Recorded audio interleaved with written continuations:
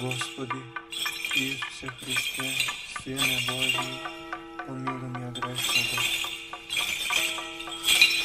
Na Otca i Sina i Sveti Duh. Amen.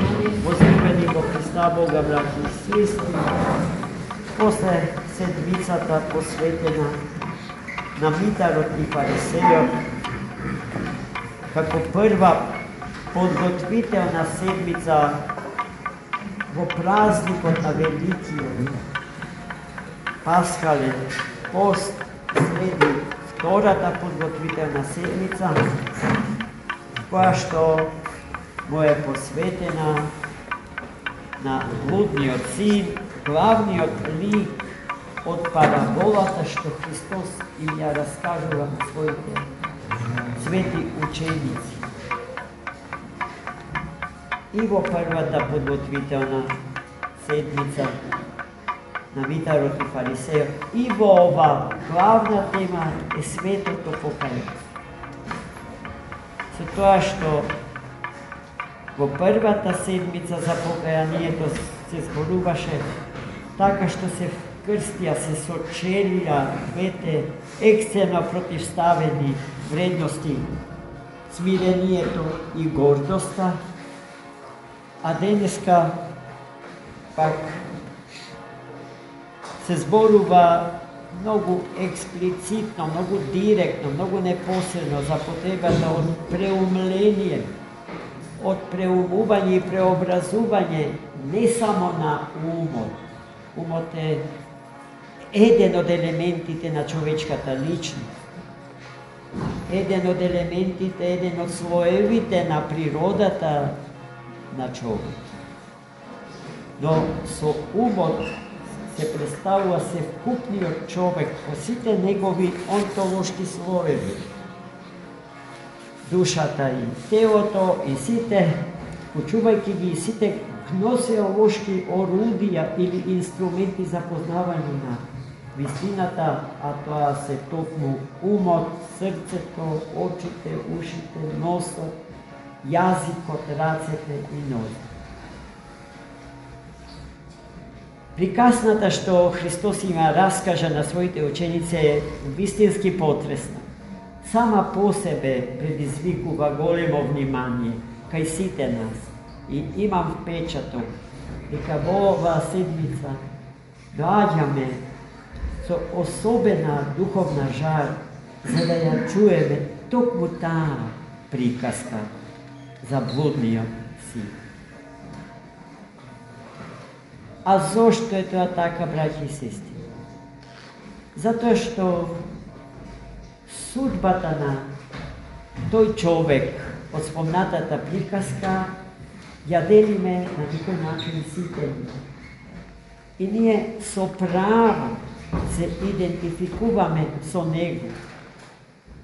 Но тоа што некогаш самите себе си не можеме да си го објасниме, Христос ни го објаснува на најпрост, наједноставен можен начин, како и секогаш. Затоа јазикот на Светото Писмо е подеднакво разбирлив и привлечен за најнеуките и најпростите, како и за најучените и најобразованите меѓу луѓето. Сите, со други зборови, подеднакво го сакаат јазикот на Светото Писмо. Простотата и едноставноста во случајот на јазикот на Светото Писмо сведочат за совршенството на тој јазик и на содржините што со тој јазик Господ ни ги кажува. Зашто кога го читаме Светото Писмо, ние молчиме, а тој ни збори. И секогаш кога се молиме, тој молчи и не слуша. Така не учат светите отци. Такво е и нашето лично искуство. Верувам дека сите подеднакво го споделуваат. Еден богат отец, татко, имал два сина, од кои што секако едниот бил помлад, a drugi od posla. Pomladiot sin, nagrod od site pravila i zakoni, koji što i denjeska važan. Nije imame tuka pravnici, može da me iskara, tako greša. Ama i denjeska važi to, deka sobstvenikot na imotot je to što im go razdava na onije, komu to i saka. I ako saka, u slučaju da ja pomladiot sin, na to je bogat čovjek, vo kogo što ke go prepoznajete, bogat se razdire. I mu veli na tatka si, slušaj tatko, ajde ti meni da mi go dadeš mojo delo od imota. Tatko to znaje za drskosta na svoci. Znaje koliko je drzo, koliko je bezobrazan. No bez zbor. Im go deli imota na dvata sina. So to što pomladiot, sve što dobio, rasprodal i otišao vo tuđa zemlja. Tamo toj živeo raskošno i bludno i za brzo vreme se ispotrošio. Ispotrošio se togaž koga vo ta zemlja zavladala golema glad zarad siromaštijata što nastapila vodu. I to je bil straden za leb. Nema leb da jade. Ta edvaj se spogodil so nekoj čovek da mu gi napasuva svinjite. A kako nagrada za to, bi možele da bidat korenjata so koji što svinjite se hrane. Ta i nigdje nema. I to je se soočio so smrta, oči v oči so smrta. I togaž, veli Hristos, toj čovek se osvestil, se otreznil za jedna golema vistina, za koja što i nije najčesto ostavnuvame slepi, opijeni od ubavinata na ovoj svet i od dobrata što samo ovoj svet nigi da. Zašto stanuva zbor? Zašto se setio toj čovjek? Se setio na tatka si. Deka je mnogo bogat. Deka na njegovi imot nebrojeni najemnici rabotat i pečavat odlično.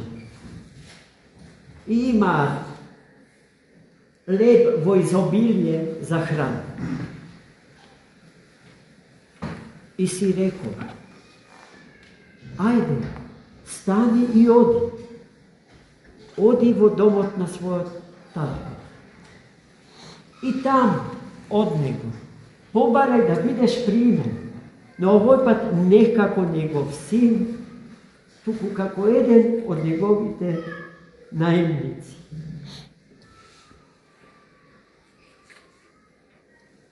Toj moment je ključen za site braće i sestre. Ovo je što сега ki go kaže. Stani i odi. Toj stana i otišao. To je to što treba da se sluči vo našli odmah.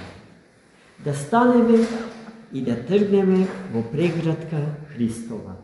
Za onaka kako što toj propadnat rasipnik od sina bil primen od svojeg roditelja, koja go video tatkom od dalečina,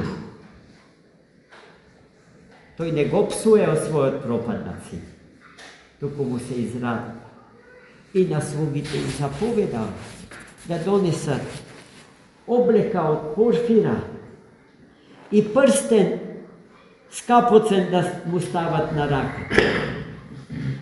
а на другите им рекол да го одберат и да го заковат убоеното теле, за да се радуваат и да се веселат. Како што се изрази самиот татко, бидејќи овој мој син изгубен беше и се најде, мртов беше и ожив. И така би. И се случи голема радост, големо веселие во домот на татко. А сега да ја разгледаме улогата на вториот син. На вториот син кој што му беше до крај верен на својот татко.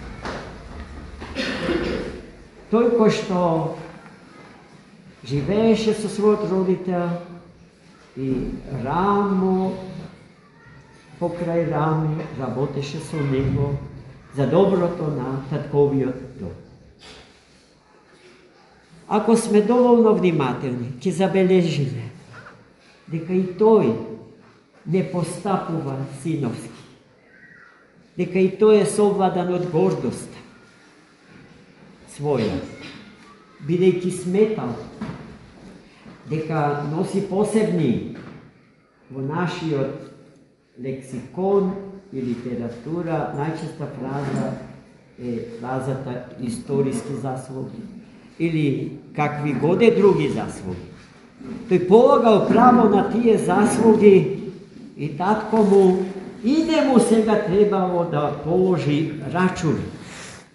Како постапува со првиот син.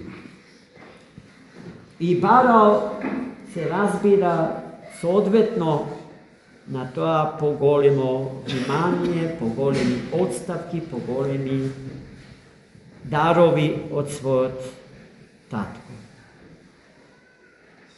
Не сакал да влезе во татковиот дом, не сакал да го прими братот свој изгубен и мртов, најден и оживен, како што тоа го направил татко.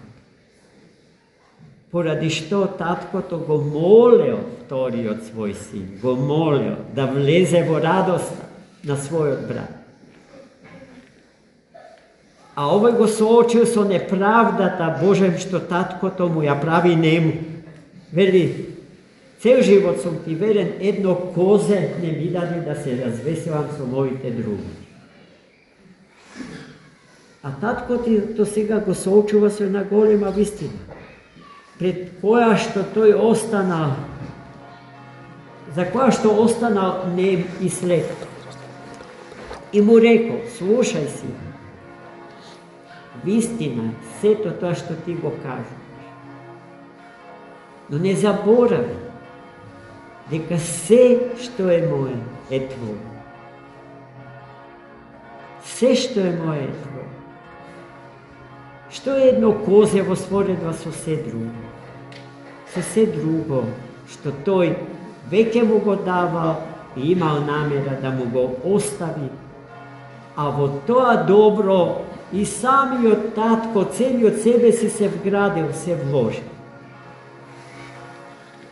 И уште еднаш го подсетил дека животот на неговиот брат е поскапо од се друго што тие има и дека треба на тој прескап дар Божи, а името на тој прескап дар Божи е живот.